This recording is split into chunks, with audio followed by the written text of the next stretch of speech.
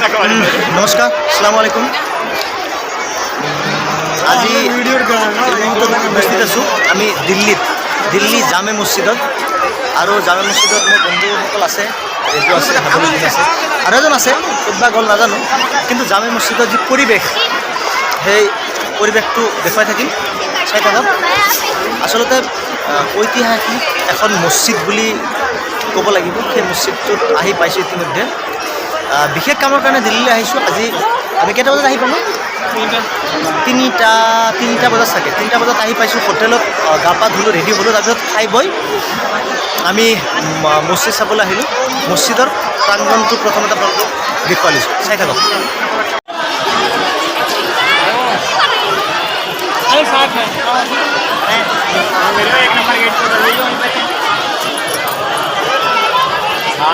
आगे बहुत जा रहे हैं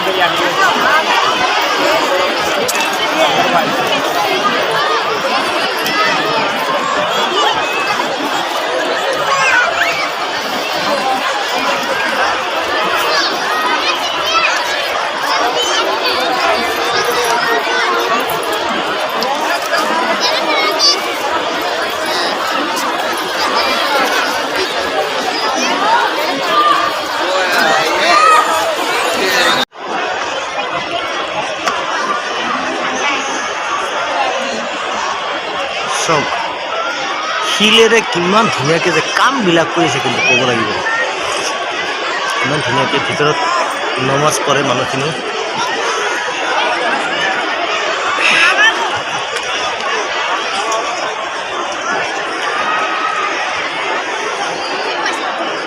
যিসকলে চোৱা নাই জামে মছজিদ আহিব পাৰে, খুব ধুনীয়া।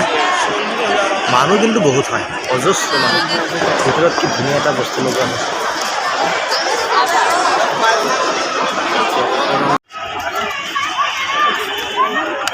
আৰু এটা গেট, এইটো চাইডে আপোনালোকে ওলাব পাৰে, আহিব পাৰে। ফটো উঠা আগে ফটো উঠা ফটো উঠা হবে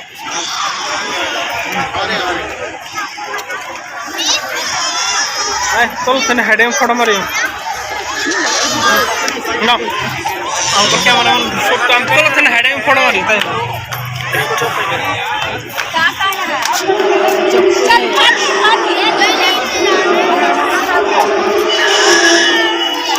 এই গেটেত আপোনালোকে সোমাব পাৰে ভিতৰত।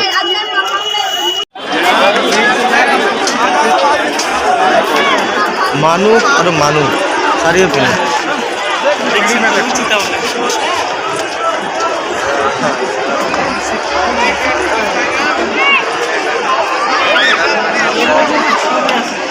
পিছফালৰ পৰা এনেকুৱা দেখা যায়।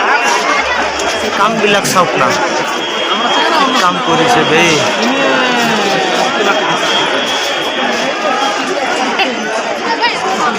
চব শিলেৰে বনাইছে চাগে গোটেইখিনি বস্তু। ইমান মানুহ, অজস্ৰ মানুহ আহি ভিৰ কৰিছে।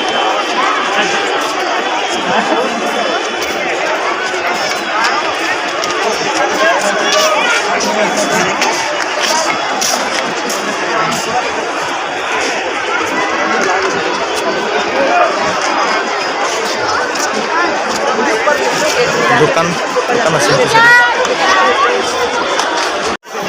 এয়া হৈছে দিল্লীৰ জামে মছজিদৰ পৰিৱেশ। চাওক, এইটো এটা গেট আছে, গেটেৰে আপোনালোকে ভিতৰত যাব পাৰে। এই গেটেৰে সোমালে ভিতৰত গৈ মেলি সেইটো চাইডে আপোনালোকে যাব পাৰিব। এনেকৈ যদি ৰাউণ্ডটো চোৱা যায় তেতিয়াহ'লে চাৰিওপিনে একদম ধুনীয়াকৈ, একদম খুব সুন্দৰকৈ বনোৱা হৈছে মছজিদটো।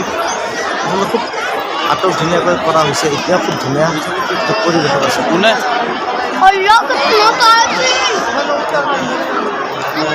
গৈ থাকোঁ আৰু চাই থাকোঁ।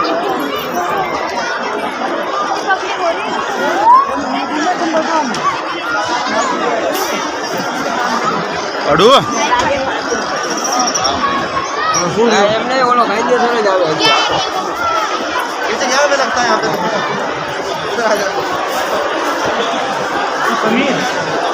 ভিতৰত সোমালোঁ। গম্বুজটো বাল্ব দিয়া আছে।